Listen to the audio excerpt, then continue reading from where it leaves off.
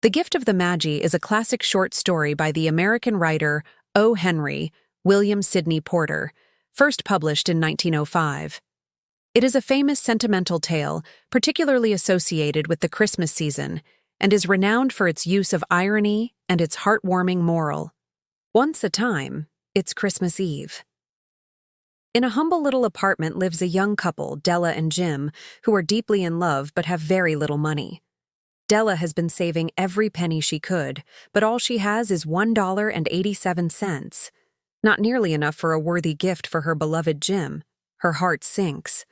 What can she do? She looks in the mirror, and her eyes fall upon her most prized possession, her magnificent long brown hair that cascades down her back like a waterfall. It's a thing of beauty, something she is incredibly proud of. And in that moment, a brilliant, selfless idea sparks in her mind. Without a second thought, she throws on her old coat and rushes out into the chilly city streets. She finds a shop with a sign that reads, Madame Sofroni, hair goods of all kinds.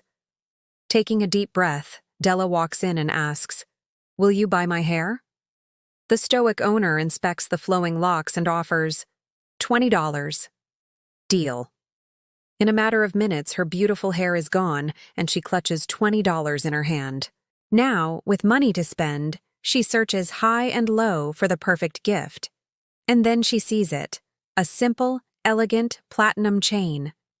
It's the perfect accessory for Jim's most treasured possession, a gold pocket watch that has been in his family for generations.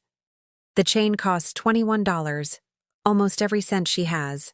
She hurries home, her heart filled with excitement and pride, eager to see the look on Jim's face. That evening, when Jim walks through the door, he just stops and stares. His expression isn't anger or disappointment, but a kind of stunned shock that Della can't quite decipher. "You've cut off your hair?" he asks, his voice barely a whisper.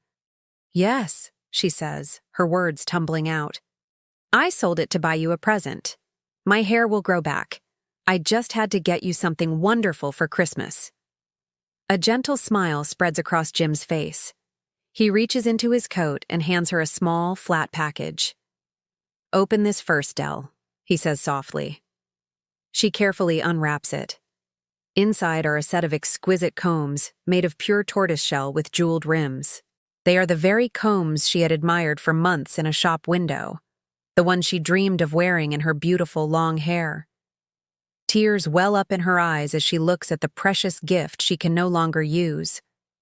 But she quickly gathers herself and holds out her present to him, the platinum watch chain. "Isn't it a dandy, Jim? I hunted all over town for it. You'll have to look at the time 100 times a day now." Jim doesn't reach for the chain. Instead, he flops down on the couch, puts his hands behind his head and smiles. "Dell," he says, "let's put our Christmas presents away and keep 'em a while. They're too nice to use just at present. I sold the watch to get the money to buy you the combs." For a moment, they are both silent, taking in the beautiful, heartbreaking irony of it all. They had each sacrificed their most treasured possession for the other. In doing so, they discovered something far more valuable than any material gift. They had the gift of each other's love, a love so profound it was willing to sacrifice everything. Their story reminds us that the most precious gifts don't come from a store, they come from the heart. True love is found in the act of giving itself. Thank you so much for joining me on this journey into a classic tale. If this story touched your heart, please hit that like button for more stories that make you think and feel. And what story do you want to listen? You can comment below. See you.